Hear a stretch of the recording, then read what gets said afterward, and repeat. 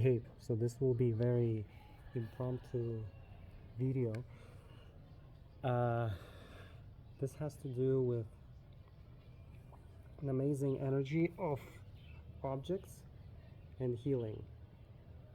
So here I have two objects. One of them was given to me by, I don't remember by whom actually, but it's a sage. If someone remembers, let me know. And then this was a rock, it's a very specific rock, was given to me by Yolanda in Lake Ozark. Very special rock. I keep losing it and I keep finding it, and this rock is so wonderful. So I have these two objects, but one is enough. I'll keep the one that I've been using. So you know how the self-regenerative healing works. You can go into meditation state, you can go do ayahuasca, you can go on a mushroom trip. I actually have most of the plant medicine with me. I don't really use it, but if somebody needs a brute force, we have brute force. Thing is, the medicine was given to us by a planet, this planet, and therefore it's good to use when you feel there is a calling. But there is something that you can do every single day. I'll call it self-regenerative healing. There's names in different cultures. Thankfully, I have access to ancestral wisdom no matter where I go. And so this is what we do. The goal is to bring your subconscious to the surface when you sleep. And how many of you, when you go to sleep, you feel exhausted, anxious, like you fall asleep in a state of turmoil? I didn't even know, because I'm falling asleep always relaxed. It doesn't matter what day I have, I always feel cool. But a lot of people are experiencing issues before sleep, and I highly don't recommend going to sleep with any negative feelings, anything negative. Especially if you are in relationship. If something is unsolved, it's better to resolve it that night and go to bed in peace, and never go to bed with someone when you're in when you're in bad state, or in negative state. Anyways, so this object, what we do, so when you fall asleep, you take this, any object that you feel is energetically charged. I can help you charge it energetically if you don't have any objects. It can be a ring, it can be a necklace, it can be a piece of your clothes even, but it works much better when the object is smaller. So you go with bed with intentions for cleansing, for clarity, whether that's a new venture, whether that's you want to resolve something with somebody. You take it and you just stick with it. You can I can send you some meditative melodies, some prayers, anything, if you don't feel like doing any prayer. So you just go with intention and you go to sleep. So what's going to happen while you're sleeping? You have this object in you. Sometimes during sleep, it may escape you. There's been situations when people lost these objects. So this is why it's good to sleep by yourself. If you're sleeping with someone, make sure you have plenty of space so your auric field can clear itself. It's important because this is self-regeneration. It's not like sleeping with somebody and then the aura is involved, mixes with yours. No, this is self-regenerative, and you can do it as an experiment. So what happens is you're sleeping, and while you sleep, we'll bring your subconscious to the surface. Because you're going to sleep now with intention for healing or anything else, you are letting subconscious work with that object. And sometimes during sleep, you actually even will see the object, believe it or not.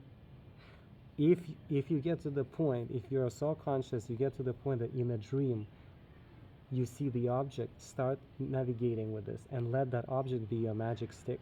into anything you want to achieve in a dream. I don't know how many people actually have gone through conscious dreaming, but I've started getting back into that realm. It's a fascinating realm.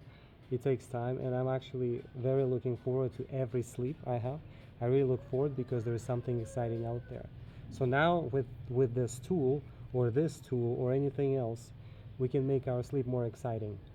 So you let me know what you see, what happens. Um, I'm willing to participate with you. I used to help people while they're asleep. I used to talk to their subconscious and bring it to the surface. It's a very it's a very gentle experience. It's a very intimate experience. It's probably more intimate than sex. Really, it's a full trust, full surrender, and you have to be in a very enlightened state to even facilitate anything like this. Because there has to be purity. The purity is to the top because when you're sleeping, you're the most vulnerable. This is when subconscious works, or when you are like in a deep meditation, in the in when you are going into the theta and delta states, depending how deep you go. There is a way to measure it. Anyways, I'm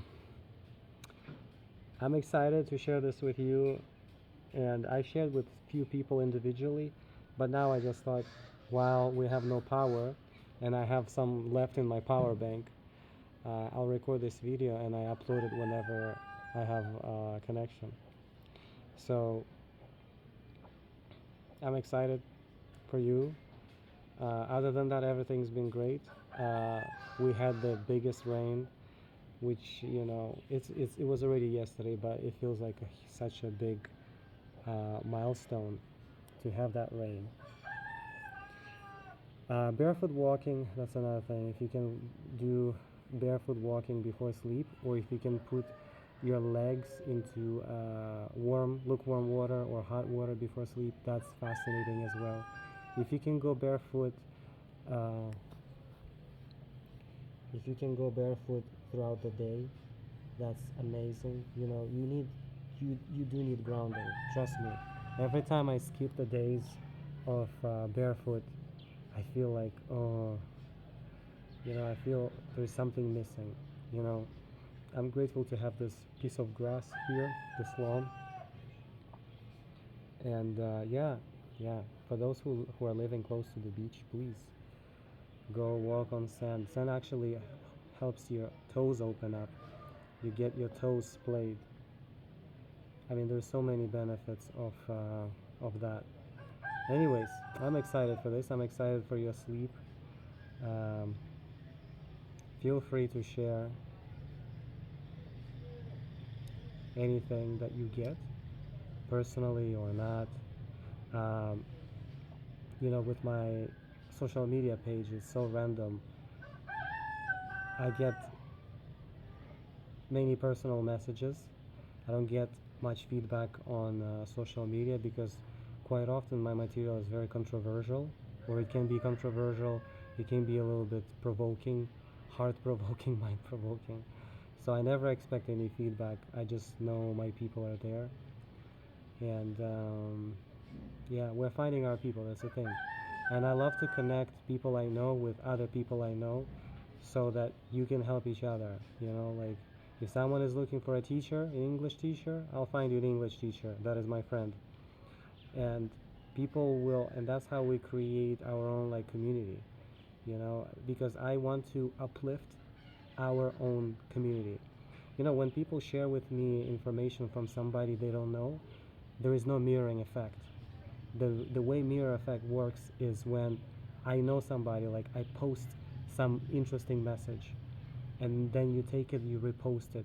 I take your message, I take it and repost it, so we see there's like self-validation. It's like Bitcoin. There's like validation on one point, and that's how it works. It's peer-to-peer. But when we take some information from somebody we don't know, it works, it's nice, but there is no way to amplify that energy to others. So let's uplift each other, let's amplify others, and let's move on. Sending you lots of love.